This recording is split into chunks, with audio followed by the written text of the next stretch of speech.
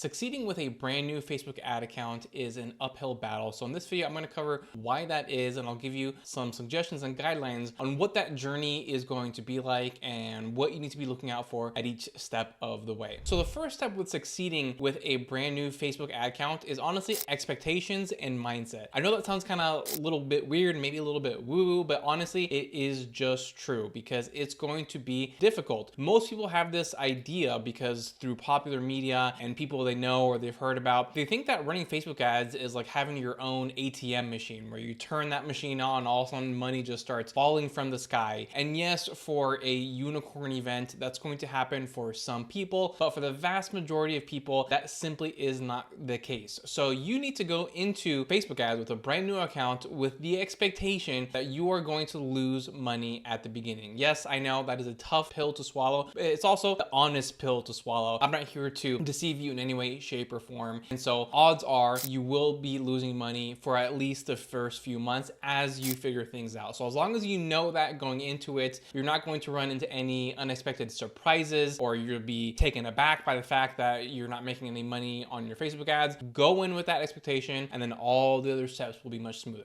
All right, the next thing, once you have that out of the way and you have the right mindset, is you want to figure out your targeting. So at this point, you really don't know anything because you haven't run the Facebook ads. It's a brand new account. And on top of that, you have to consider the fact that the pixel has no data. So that's really the fuel for the algorithm. The more data, good data, quality data that your pixel has, the better it's going to perform and the better results it's going to get for you. So at the beginning though, you are on a blank slate. So none of that is going to be baked into your pixel. So you have to start building on those blocks, start feeding it that good data. So the good data always starts with getting in front of the right people, the right target audience. So you need to make sure you put together a strong, foolproof plan of which targeting options you will go after and how you will test them. If you want a full breakdown on how to do that, you can go ahead and check out this video right here. All right, so once you have figured out what targeting options you're going to go after, then you want to test those targeting options. Some of them will work great, some of them will work terribly. So you have to only figure that out through a process of trial and error. This really comes down to your budget, right? If you are able to spend, a couple $1,000s a month, this process is going to go very quickly. But if you are like many people, then this is going to be a little bit of a longer process. And guess what? That is perfectly okay. You work within the budget that you have. But if you are on the low budget side, you are going to just want to run probably one audience at a time at a low budget, right? So maybe for a period of 7 days,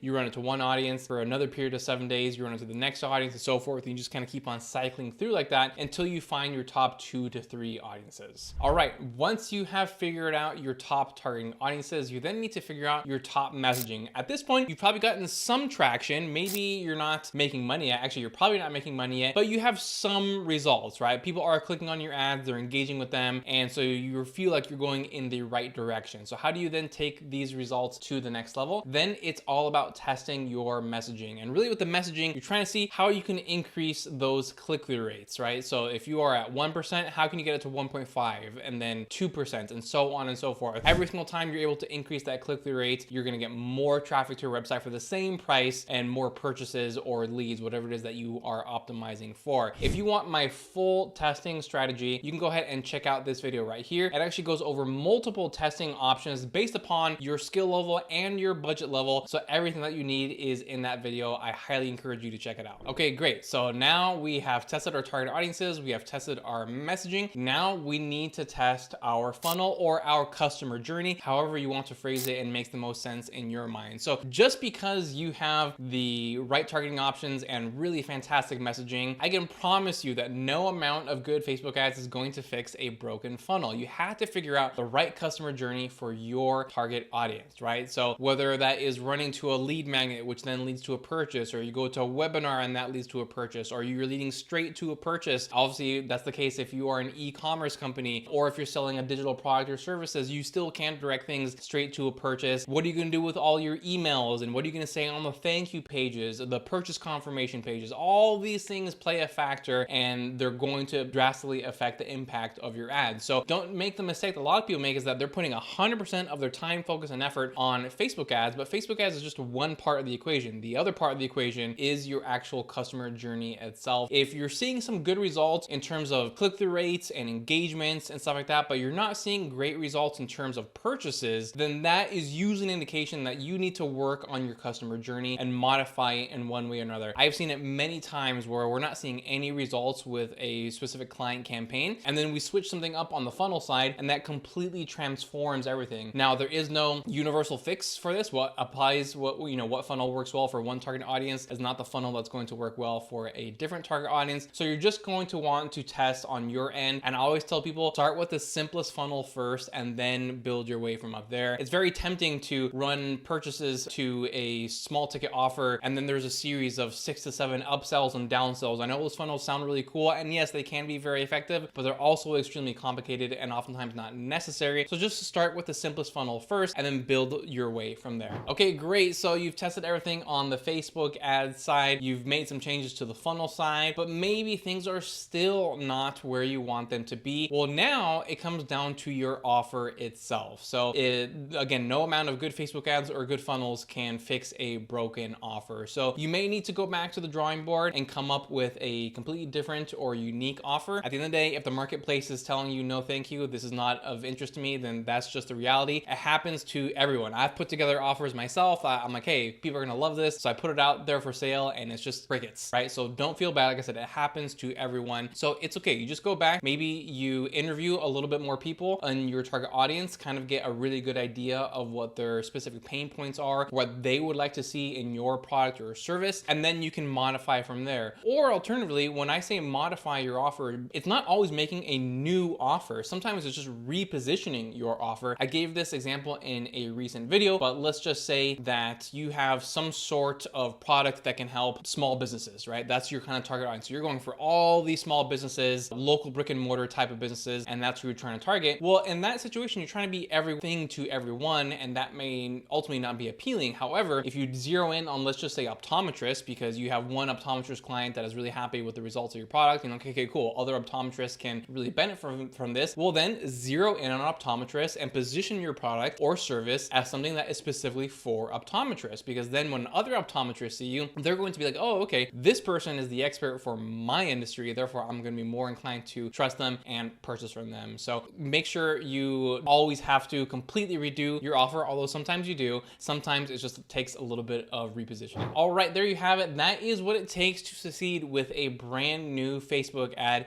It does take time. I always like to tell people, look at this through a 3-month time window. Now, I'm not saying that everyone who spends 3 months, then at the end of those 3 months, they're going to be making a ton of money. Sometimes it does take longer than 3 months, but it often takes about 3 months, right? So in the first month, you're testing your targeting and your messaging. And then in the second month, you are testing your funnels. And then in the final month, you're making any types of changes and modifications to your offer itself. So hopefully by the end of those 3 months, you have all 3 of those sections dialed in, and it's just scaling upwards from there. So always keep that in mind. I hope you found this video helpful. You can always come back to this and look at the resources and recommendations and just use this as an ongoing reminder of, hey, I'm at this stage of my Facebook ads journey for a brand new Facebook ads account. What should I be thinking about and what should be my expectations? So I hope you found it useful. Like I said, if you have any questions or comments though, as always, just let me know in the comments below and I'll be happy to answer. Thank you so much for tuning in, and I will see you next time.